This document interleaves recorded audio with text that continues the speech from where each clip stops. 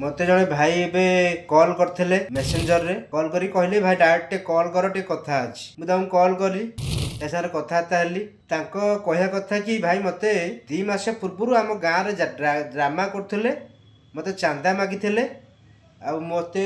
जहाँ भी चांदा मागिथिले मु राजी थिली दबाकू आ मते कहिथिले कि तू भिलियन रोल करिवु बोली मु कहली ठीक अछि भिलियन रोल करबा मते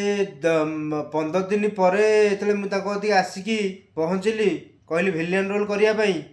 से मते मना कले ताको मु कहली जदि तुमे जहाँ कहिथिल पैसा मु अधिका पैसा दउची मते भिलियन कराओ किंतु से